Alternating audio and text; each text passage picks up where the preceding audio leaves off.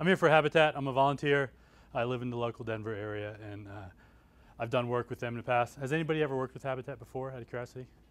A few of you have. Okay, good, good. A lot of times I start this by asking, have any of you bought a house in your life? I suspect most of you, ladies and gentlemen, have in fact purchased a house or two. Habitat's mission is to help other people purchase houses, and that's really what we do over time. You all are investing in houses, obviously, with the tax lien area. You know, people sometimes get into trouble and they have issues with this.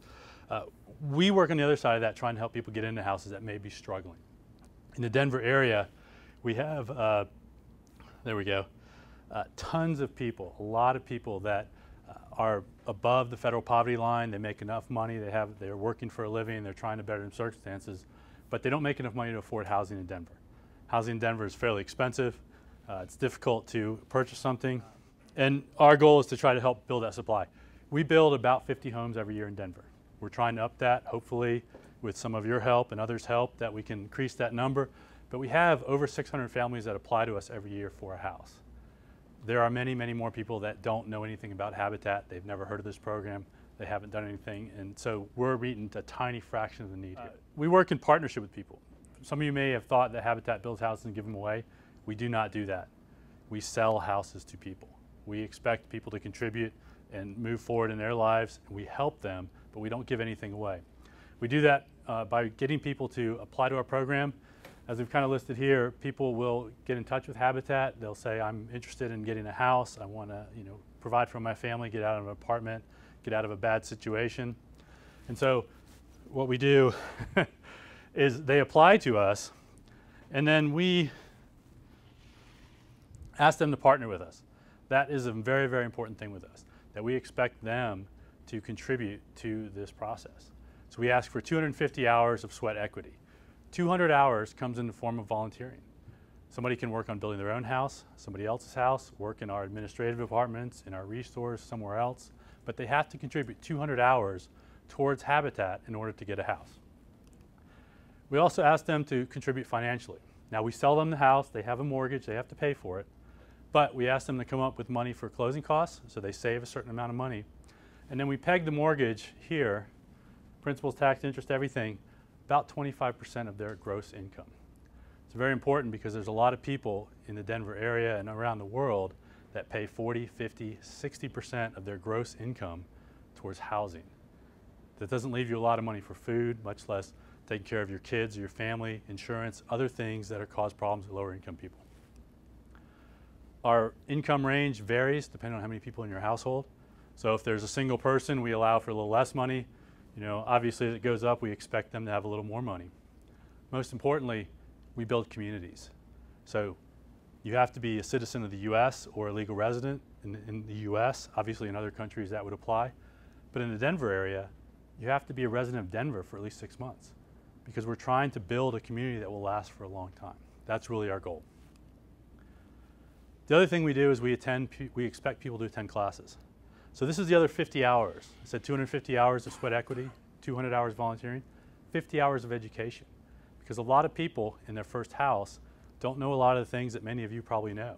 How to repair things, how to budget, how to handle insurance, how to prepare for the future, how to handle simple tasks like fixing something when it goes wrong.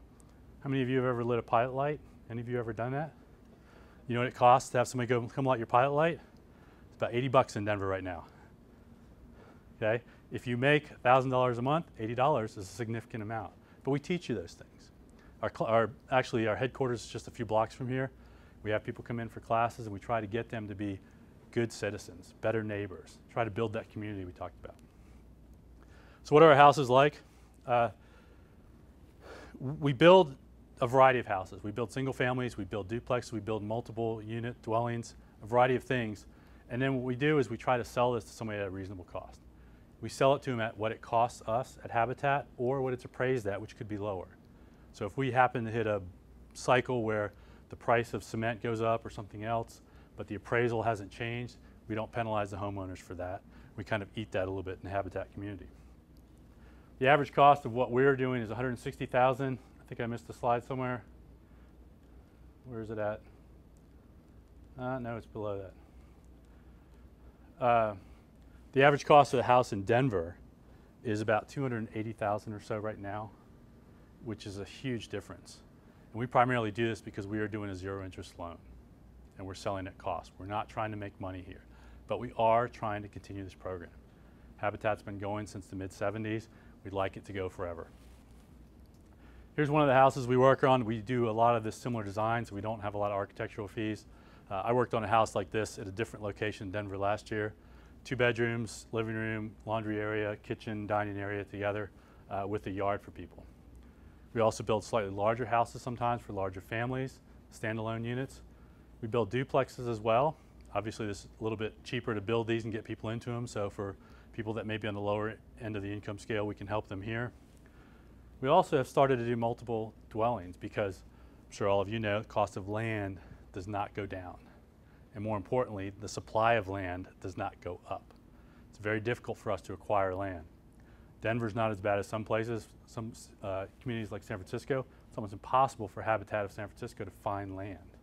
So they started to go and build multiple areas like this. This is actually near Evans Avenue. You can see I-70 over here. We did Globeville, which I think is my next slide, just north of 70. I worked on that project last year a little while. We're also working at Chambers and 70 right now in the Sable Ridge area, and so we're looking for help there. We try to build houses that work well for the long term. We don't slap together construction. I was in Fargo last year. They're booming, all the oil business there. They're slapping up houses like crazy. They're cheap, they're not insulated, they're probably not going to be here 30 years from now. They are really just trying to get people housed. We are trying to build houses that will last a long time. More importantly, we don't want this to be a burden for the homeowner. So we try to make them as energy efficient as possible. We do a number of things, high efficiency furnaces, tankless water heaters, a lot of things that I don't even have in my house yet, but we're trying to make it easier for these homeowners for the future. We actually built a house that was featured a number of solar magazines. It was actually on the news a few years ago, you might have seen it, but we built a house here in Denver, zero energy usage. What the solar panels provide goes back to the grid, it covers all the costs for the homeowner. Now, heavily insulated, very efficient appliances, everything to reduce the energy footprint that is there, but it's a zero energy house, and it wasn't much more expensive than a normal house. But it does take an investment. Here's some of our homeowners. We ask them to work with us. Again, we give them simple jobs. We don't expect anybody that works with us to be a construction engineer, a plumber, electrician, anything. A lot of people will just do things like measure. They'll hammer nails. They may cut something, but in general, we don't allow power tools for any of our volunteers. We're trying to make it so any of you, any of your family, from seniors to youth, can come work with us. We have celebrations when we finish a house. We invite volunteers to come back and celebrate with the family. When they actually get to the house for the first time and they move in and throw a big party, it's a great time. And we serve all different kinds of people. We serve single parents. We serve multiple generations of families. We try to help everybody that we can get into housing. We get a lot of support from Governor Hickenlooper.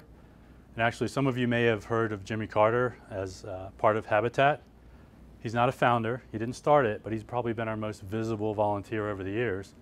We built our 500th house in Denver in 2014, and President Carter actually came and volunteered and pounded nails with everybody else to finish that house.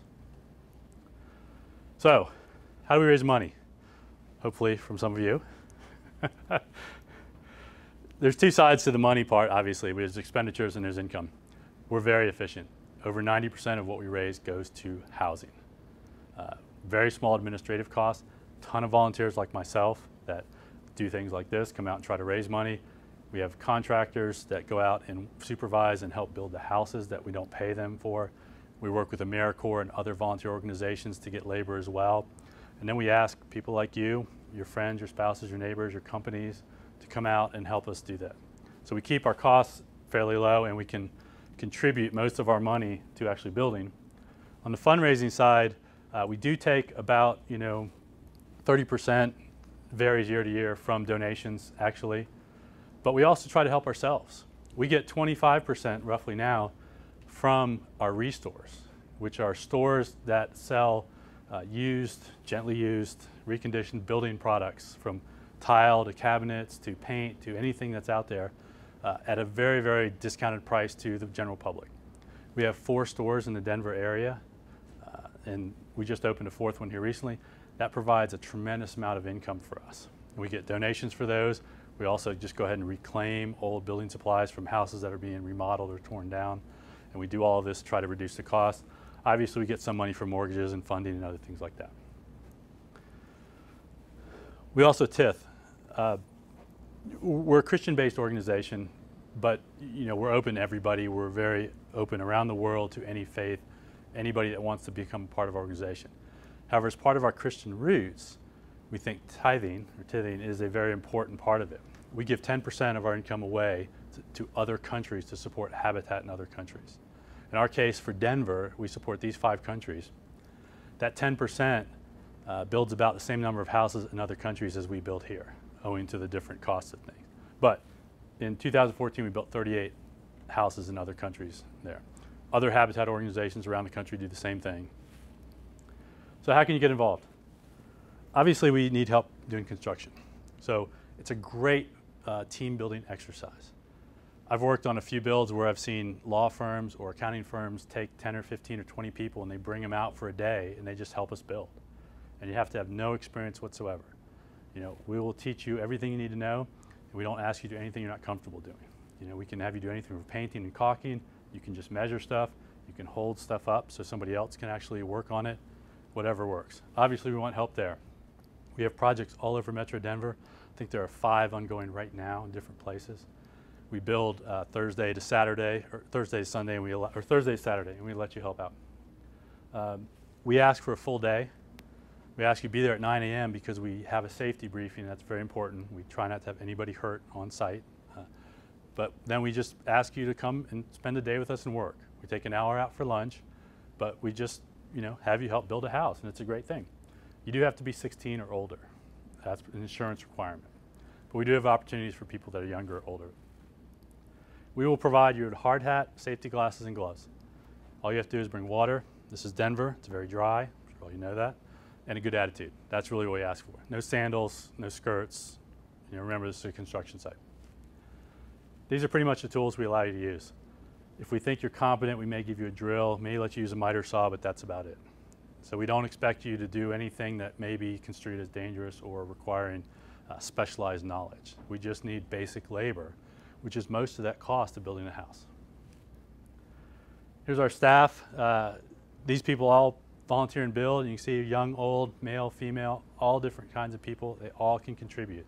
Everybody can help out. And I'm hoping all of you will think about helping Habitat as well. We have committees if you'd like to volunteer on the administrative side. And a lot of you are probably more business savvy. You may be interested in helping. We always need help in different areas. Here are our restores. There's these 3, one just down the road here in I-70 out in Littleton. The 4th one isn't listed there. These are retail stores, as I said. We take volunteers of all sorts here. I've volunteered there. I've done everything from stacking tile to plugging in refrigerators to make sure they work. We get a lot of youth volunteers. These days, high schools tend to require community service as part of your graduation requirements. If any of you have children that are looking for community service, love to have them come spend a few hours at a restore. Just help us out, learn a little bit about how to run a retail organization and do a good thing for the world. We have youth groups that do their own work. They are late teens, 16, 17, 18, but they actually do builds as well. We've had houses built almost completely by teens as volunteers. Obviously, we have professional electricians, plumbers, tile guys, drywall, that kind of thing, but we do use teens to do all the labor. We have chapters at colleges as well. If any of you have affiliations with colleges, your students, friends, kids, that kind of thing. We have women-only builds where women go out and provide all the volunteer labor and show them women can do anything that men can do. And so it's a great way to kind of empower everyone and let them see what they can accomplish as part of our group. We don't leave out little people or the seniors. They can help us in many ways. We have Cub Scout, Girl Scout, Boy Scout troops. We have school groups, church groups, all kinds of organizations come help us out, and they do it various ways. We had one group, do kind of a silent auction thing, raise us money. We had Cub Scouts build these paper houses, actually raised $800, which is a fairly significant amount of money towards putting towards materials in a house. We've had Girl Scouts do various projects. A lot of times their particular emphasis is more crafty, but they certainly can build and do things as well. We have a lot of youth groups that come out and just feed the volunteers. Now in the build, we don't usually provide lunch. We expect you're going to go bring a lunch or go to McDonald's or wherever and get lunch for your hour, but we do have sometimes groups come and serve lunch to all of our volunteers, and it's just a great community thing to have happen. We have seniors doing various things. In this case, I think they're helping with landscaping here, kind of working through just labor-intensive jobs that need to be done. Everybody can contribute, and that's kind of our message. Here are some of our seniors that actually quilted a gift for homeowners, and there's been a number of retirement communities that have done this as well. Not just in Denver, but all around the world. The Habitat groups have just found ways to contribute to help others just with whatever skills they have available. Here's a great stat. I love this. I think it's increasing slightly because we're going to more dense dwellings. Somewhere in the world, we are completing a house, putting somebody in a new home every 4 minutes, every day of every month of every year. It's a fantastic thing that's happening. Here's our headquarters just down the road. Here's our hotline if you'd like to get in touch with us. We're Habitat Metro Denver. If you've got any questions, I'll take them. Otherwise, thank you very much for having me here. I appreciate it. I hope that you think about, contributing to Habitat. I understand it may not be your cause. You may, have something else that's important to you, but I would please ask you to think about volunteering sometime in your life and giving back to the community. All of you have been probably fairly successful in life, and it really makes the world a better place. So, thank you very much for listening. Yes, sir. So Habitat builds homes as well as takes homes for rehabilitation, correct? So we build homes. We have started a little bit to rehab homes. We typically don't sell them again, but we do what's called critical home repairs. So actually just in the Globeville area, just over here north of I-70, over here a little bit, there are a number of houses that have issues like the roofs are leaking or porches are falling down. And so we will send out a crew working with the homeowner again, that the homeowner in essence gets a loan of some sort to pay for it, but we send out labor and we'll repair things. I was at a house last year where the week before I was there, they had finished re-roofing the house. And while I was there, we repainted the entire thing, and we were building a handicapped ramp because the family that lived there had gotten older and the gentleman needed a wheelchair. And so we actually put in a ramp to kind of rehab the house so that it's good for another period of time. We also do deconstruct houses, so if any of you are remodeling your kitchen or bathroom and you're willing to donate your cabinets, we'll come pull them all out for your contractor, and then we'll resell them. So, yes, sir. Can somebody donate a property to Habitat? Can you donate a property to Habitat? I believe you probably could. You'd have to contact the office because I'm not sure how the tax implications would work with that for us, but I'm sure we find a way to take property. Sure. As long as you're not giving us something that's a toxic waste that costs us a lot of money, I think we'd be interested. If you have any liens you want to donate, let us know. We'd appreciate it. Is anybody else? All right. Thank you very much. Enjoy your lunch.